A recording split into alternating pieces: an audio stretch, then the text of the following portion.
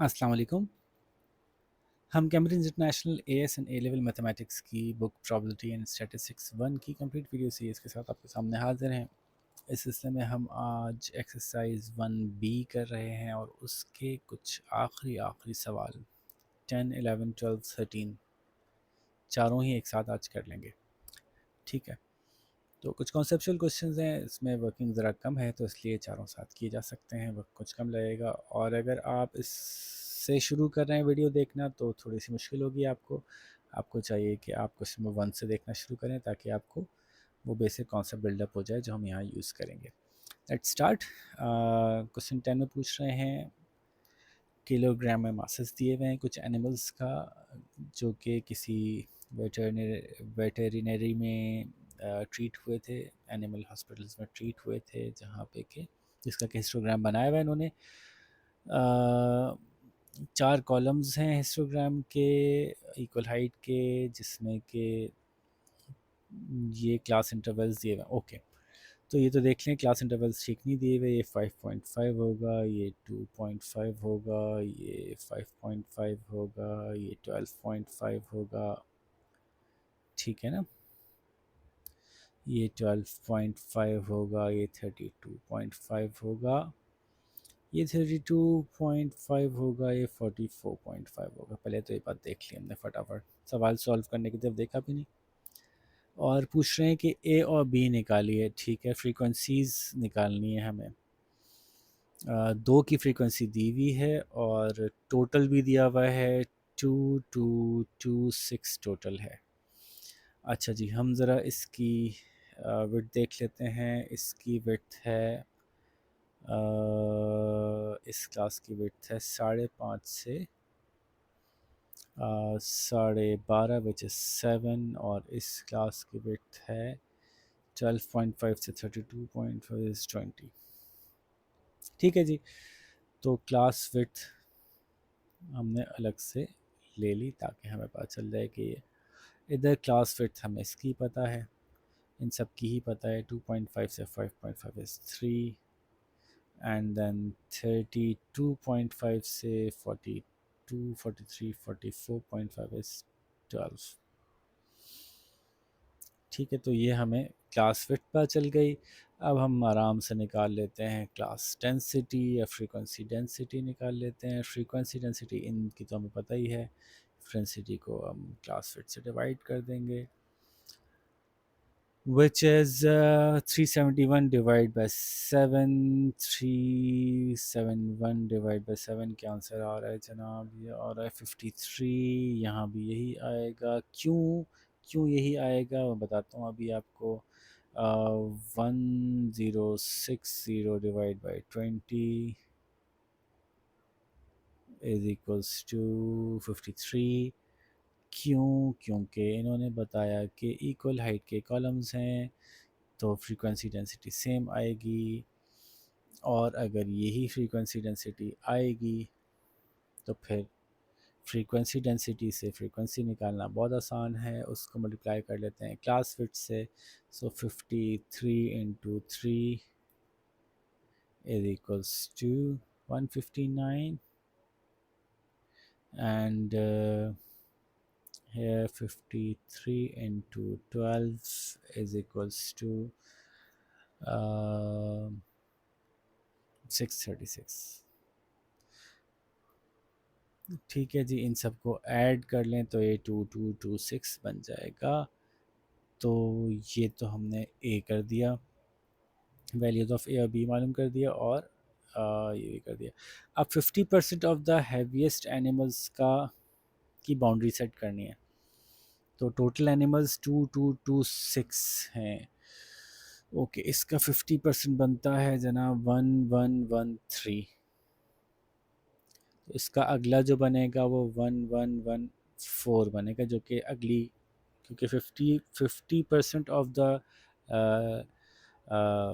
Heaviest 114 से onward शुरू होंगे, और मैक्सिमम जो इनके लाइटेस्ट होंगे वो 1113 तक आएंगे।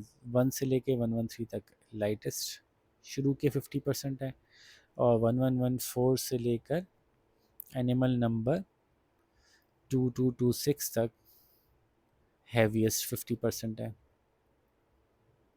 ठीक है। तो ये 1114 पे जो खड़ा है, ये जो बाउंड्री है क्लास की, ये कहाँ खड़ा है ये मालूम करना है हमें। तो जाहिर है इसमें तो 159 कवर हो गए, ये क्लास निकल गई। और इसमें जो है वो 371 कवर हो गए, ये क्लास भी निकल गई। अब रह गए हमारे पास 114 तक पहुंचने के लिए, में से माइनस कर दिए हमने 159 और 371, क्योंकि ये बड़ी क्लास है ना, तो यहाँ तक आते आते हमारा पूरा हिसाब हो जाएगा। तो 379 371 और 159 माइनस करते हैं। Let me subtract that, 1114 minus 159 minus 371 is remaining as 584। 584 और अभी आगे जाना है हमें। तो 584 जो है वो हमें यहाँ मिल जाएगा, क्योंकि यहाँ 1000 है, ठीक है। तो इसमें से 584 तक पहुँचना है। तो ये सब कुछ आपने पहले काफ़ी तफसील से किया हुआ है, कुछ मुश्किल नहीं है आपके लिए। इसको मैं जल्दी से सॉल्व भी कर देता हूँ कि इसमें 1060 हैं टोटल। अगर मैं एक लम्हे के लिए इसका हिस्टोग्राम का खाली सेक्शन बना के दिखाऊँ, तो ये 12.5 से 32.5 तक खड़ा है। और इसकी जो फ्रीक्वेंसी डेंसिटी है वो 53 है, ठीक है जी। और ये रिप्रेजेंट कर रहा है 1060 एनिमल्स को। और ये जो विड्थ है ये है टोटल 20 की, ठीक है। यहाँ तक क्लियर है। अब चूँकि ये टोटल जो है वो 1060 को रिप्रेजेंट कर रहा है और हमें चाहिए इसमें से खाली 584, तो हम लेंगे 584 out of 1060 of this class width which is 20। तो 584 multiplied by 20 divided by 1060 which is 11 point something, wait ये आ रहा है 11.0102, 11.02, ठीक है। पहले से हम खड़े थे 12.5 से, यहाँ पे फर्दर 11.02 और आगे जाएंगे, तो 12.5 प्लस 11.02 कर लेते हैं। 12.5 प्लस 11.02, तो हम तकरीबन 23.52 पे खड़े होंगे, ठीक है जी। ये क्या चीज़ है यहाँ पे, ये एनिमल्स का मास है। 23.52 एक्स एक्सेस पे मास ले रहे हैं हम, ठीक है। क्लास वेट्स जो है हमारी मास यानी वेट की बात हो रही है, ठीक है। तो जो जो हैवीएस्ट वाले 50% हैं उसकी शुरुआत जो हो रही है वो यहाँ पे कहीं हो रही है, विच इज़ 23.52, ठीक है जी। Question number 10 I think complete हो गया। क्वेश्चन नंबर 11 पे आते हैं फटाफट। क्वेश्चन नंबर 11 में फरमा रहे हैं the minimum daily temperature of mountain village was recorded to nearest 0.52 on 200 consecutive days। Okay 200 दिनों तक इन्होंने हिसाब लगाया, कुछ टेम्परेचर नापे किसी माउंटेन के, और उसको उन्होंने ग्रुप किया फ्रीक्वेंसी टेबल और हिस्टोग्राम में, हिस्टोग्राम बना दिया। 0.5 से 2 डिग्री सेंटीग्रेड जो था वो एंड डेज रहा। तो अब ये डेटा बनाना पड़ेगा आपको। क्लास है 0.5 से 2 डिग्री, 2.0 इसकी फ्रीक्वेंसी है। क्लास फिट पहले बना दूं, क्लास हो गई। विट्स जो है वो ज़ाहिर आपको पता है कि पॉइंट नियरेस्ट टू 0.5 ठीक है। तो ये होगी आपकी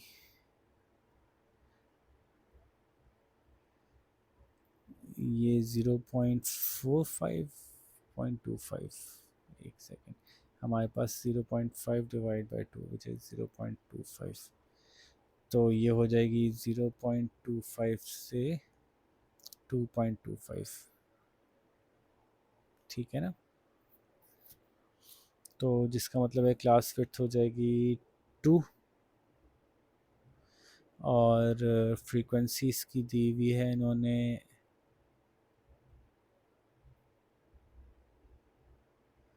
and this class is by column of height h, frequency इन्होंने नहीं दी हुई है n डेज। अच्छा, n दफ़ा ऐसा हुआ कि ये टेम्परेचर आया, ठीक है।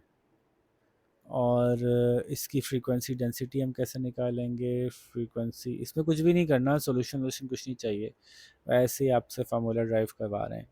n divide by class width which is n/2, frequency density हो गई हमारी। और फ्रीक्वेंसी डेंसिटी ले लें या हाइट ले लें, आपको पता है कि हाइट जब फ्रीक्वेंसी डेंसिटी निकल आती है तो वही हाइट को रिप्रेजेंट कर रही होती है, उसको हाइट कह दें, h कह दें, जो उन्होंने यहाँ कहा है कि कॉलम की हाइट h थी। अच्छा, दूसरी क्लास जो बन रही है वो बन रही है -2.5 से -0.5 तक, या खाली -0.5 तक। तो ये भी ऐसे ले लेते हैं, -2.25 से -0.75,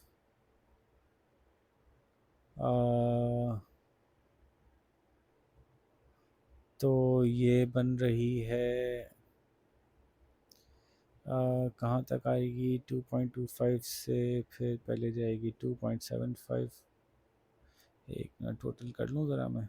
यही मैं कह रहा था कि माइनस में चल रहा है, तो -2.5 से छोटा -2.25 नहीं होगा, -2.75 होगा। उल्टा चल रहा है ना भाई, स्केल यूँ 2.5 माइनस में है तो उससे -2.75 होगा, और ये 0.5 से जब आगे जाएगा तो 0.25 हो जाएगा। बस ये चालाकी थी इसमें। तो इनकी क्लास विड्थ बन रही है जनाब 2.5 की, फ्रीक्वेंसी इसकी दी हुई है कुछ, अच्छा फ्रीक्वेंसी डी दी हुई है, तो कुछ भी नहीं दिया हुआ, वैसे ही फार्मूला निकल आएगा। फ्रीक्वेंसी d/2.5 हो गई फ्रीक्वेंसी डेंसिटी, इसकी हाइट हम ऐसे ही ले लेते हैं x, ठीक है बच्चों। बस डेटा को आपने कॉलम फिटनेस में भरना था चार्ट में। अब हमें पता है कि जो जिस प्रोपोर्शन से किसी भी कॉलम्स की हाइट होती है वो बराबर होता है, वही प्रोपोर्शन होता है जो कि फ्रीक्वेंसी डेंसिटीज़ का होता है। फ्रीक्वेंसी डेंसिटीज़ कंपैरेटिवली हाइट को ही रिप्रेजेंट कर रही होती है ना आपके कॉलम्स की, तो बराबर है फ्रीक्वेंसी डेंसिटीज़ के प्रोपोर्शन के। फ्रीक्वेंसी डेंसिटीज़ का प्रोपोर्शन है, अगर पहले x लिया है और फिर h लिया है, तो पहले d/2.5 आएगा प्रोपोर्शन टू n/2। ये करवाना था बस इनको आपसे। तो अगर हम x/h कहें तो हम कहेंगे d/2.5 अपॉन n/2।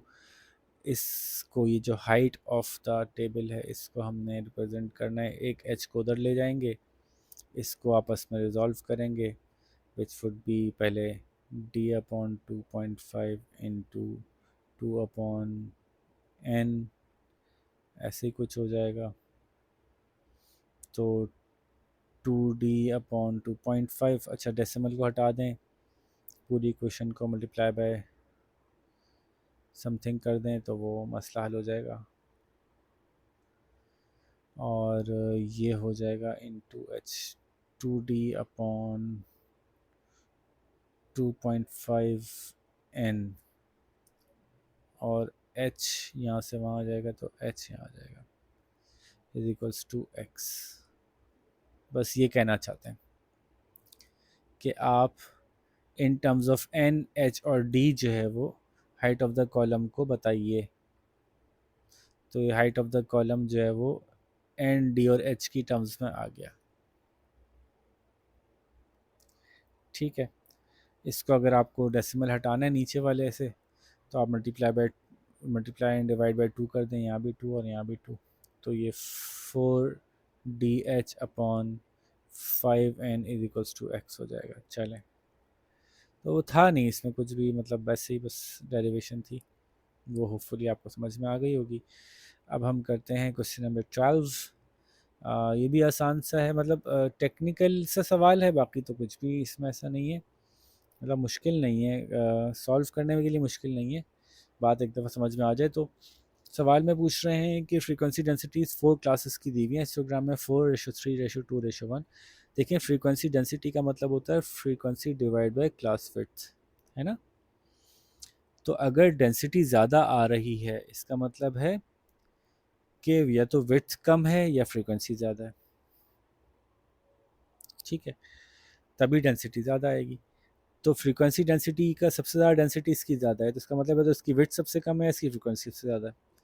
और क्लासेस की जो फ्रीक्वेंसीज़ हैं वो इस रेशो में है, 10:15:24:8, यानी फ्रीक्वेंसी सबसे ज़्यादा इसकी है लेकिन इसकी विड्थ कम है, यानी लेकिन इसकी फ्रीक्वेंसी डेंसिटी कम है, इसका मतलब है इसकी विड्थ ज़्यादा होगी तभी फ्रीक्वेंसी डेंसिटी कम होगी इसकी। इतने बड़े नंबर की भी 2 आ रही है जब, तो इसका मतलब है इतनी सारी फ्रीक्वेंसी है और फिर डेंसिटी 2 आ रही है, तो बहुत साफ की बात है ना कि अगर 24 लेट सपोज फ्रीक्वेंसी है और डेंसिटी 2 आ रही है तो विड्थ इसकी 12 होगी, तभी फिर डेंसिटी 2 आ गई। ये एक्चुअल नंबर्स नहीं है, ये रेशोज़ हैं, लेकिन मैं सिर्फ एक लम्हे के लिए इनको एक्चुअल नंबर मान लिया जाए। तो अगर किसी की फ्रीक्वेंसी 24 है और फिर डेंसिटी 2 आ रही है, इसका मतलब विड्थ 12 होगी, है ना। किसी की फ्रीक्वेंसी 15 है, ये रही, और फिर भी उसकी डेंसिटी 3 आ रही है, तो इसका मतलब है कि उसकी विड्थ 5 होगी, अगर ये एक्चुअल नंबर लिए जाएँ। किसी की फ्रीक्वेंसी 10 है और उसके बाद उसकी डेंसिटी 4 आ रही है, इसका मतलब है उसकी विड्थ 2.5 होगी, 2.5 से ही 4 निकलेगा। किसी की फ्रीक्वेंसी 8 है, फिर जाके उसकी 1 आ रही है, उसका मतलब है कि उसकी क्लास विड्थ भी 8 होगी। इससे सिर्फ आपको एक आइडिया दिला रहा हूँ, मैं आइडिया समझा रहा हूँ कि देखें किस तरह से क्या क्या रिप्रेजेंट कर रहा है डेटा, कि ये इससे हमें एक अंदाज़ा हो रहा है कि इसकी क्लास विड्थ किसकी कितनी होगी। क्या आप बता सकते हैं कि सबसे कम क्लास विड्थ किसकी होगी, नज़र आ रहा है सामने, क्योंकि ये कह रहे हैं find the total width of the histogram, ये भी हम मालूम कर लेते हैं, क्योंकि इन्होंने कहा सबसे जो पतला हिस्टोग्राम है उसके कॉलम की विड्थ 3 है। तो पहले तो ये मालूम करना था सबसे पतला कौन सा है, तो वो मुझे नज़र आ रहा है सबसे पतला कौन सा है। सबसे पतला जो है वो 10 वाला है। तो अब आप इसको जो है वो इसकी विड्थ जो है वो 3 है, तो अब आसान हो गया ना काम करना हमारे लिए, कि जो सबसे पतला है उसकी विड्थ 3 है। ओके, तो पहले तो मैं इसको डेटा को करेक्ट कर लूँ, ये मुझे पता चल गया कि सबसे पतला वाला कौन सा है। एक तो ये बात समझिएगा, आप याद रखिएगा कि फ्रीक्वेंसी डेंसिटी जो है वो और जो फ्रीक्वेंसी है वो एक दूसरे के साथ ज़ाहिर है एक रेशो है उनका, उस रेशो से ही कॉलम विड्थ और फ्रीक्वेंसी डेंसिटी जो है वो, फ्रीक्वेंसी डेंसिटी और फ्रीक्वेंसी जो है वो कॉलम विड्थ का रेशो बनाती हैं। तो ये बड़े आराम से हम कर सकते हैं कि अगर एक की फ्रीक्वेंसी का रेशो 10:15:24:8 है, तो इनकी फ्रीक्वेंसीज़ के रेशो को इनकी फ्रीक्वेंसी डेंसिटीज़ के रेशो से डिवाइड कर दें, विच इज़ 4:3:2:1। ठीक है, तो ऑटोमेटिकली हमें पता चल जाएगा कि इनकी क्लास विड्थ तकरीबन तकरीबन कमोबेश क्या होंगी। तो ये 2.5 आ रही है, ये 5 आ रही है, ये 12 आ रही है और ये 8 आ रही है। ठीक है, जैसे कि कमोबेश इसी के करीब करीब हमने अंदाज़ा लगाया था। लेकिन ये बता रहे हैं कि सबसे जो पतली क्लास है वो 3 है एक्चुअली।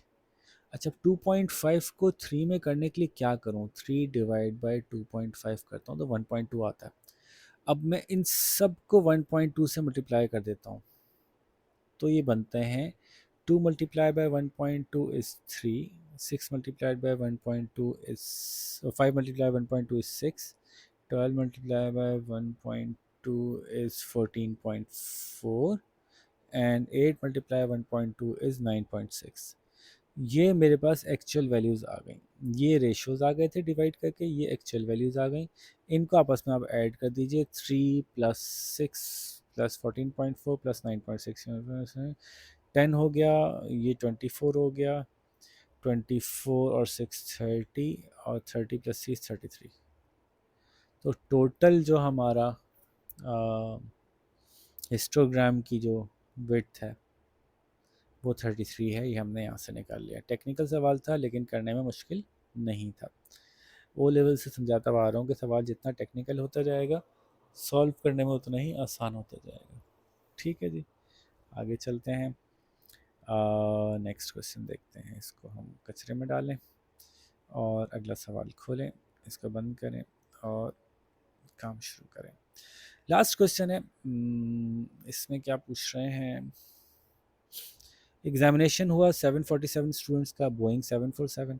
अच्छा, और स्कोर्स दिए हुए हैं और फ्रीक्वेंसीज दी हुई। ओके, डैश से 50, 51 से 70, 71 से 80 और 81 से क्यू का स्कोर दिया हुआ है। क्लास बाउंड्री सही सेट नहीं की इन्होंने। ये 51.5 होगा, ये 50.5 होगा, ये 50.5 होगा।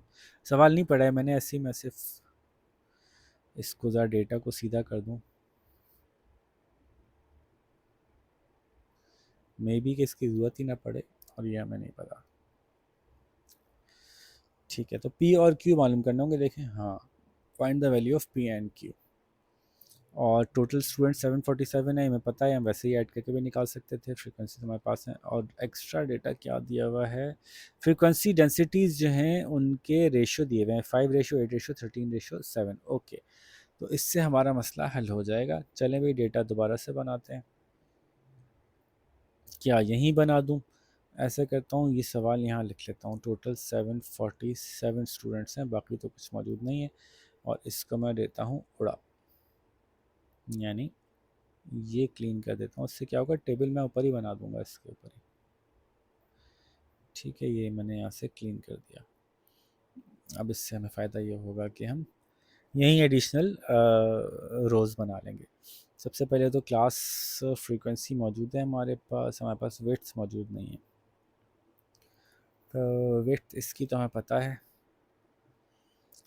कि 70 है, सॉरी 20 है, 50 से 70 तक ना। इसकी भी हमें पता है कि 10 है, और इसकी नहीं पता और इसकी नहीं पता।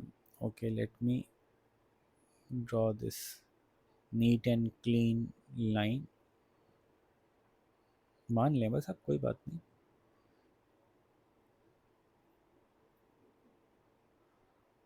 ओके, अब हम ज़रा इनकी विड्थ निकाल देंगे। विड्थ इसकी कैसे मालूम होगी? अपर बाउंड से लोअर बाउंड माइनस कर दें, तो ये भी तो पी नहीं होगी, पी में से कुछ माइनस करेंगे ना, यानी टोटल जो इसका साइज़ होगा वो इसमें एक ऐड होगा। इस पी से 50 तक नहीं होगा, बल्कि इससे भी थोड़ा पीछे होगा, इससे थोड़ा आगे होगा, तो साइज़ इसका 1 बड़ा होगा। तो 50 में 1 जमा कर लो और उसमें से पी माइनस कर दो। अच्छा, इसके क्लास साइज़ भी 80 में भी कुछ जमा करो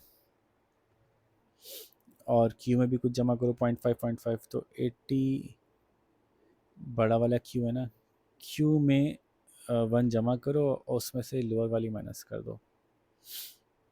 ठीक है, क्लास फिट आ गई। और अब फ्रीक्वेंसी डेंसिटी निकाल लेते हैं। फ्रीक्वेंसी डेंसिटी है क्लास फिट से डिवाइड करके निकलेगी। सो दिस इज़, क्योंकि फ्रीक्वेंसी डेंसिटीज़ के रेशोज़ दिए हुए हैं वो हमें उसी से हम आराम से कैलकुलेट कर लेंगे सब कुछ।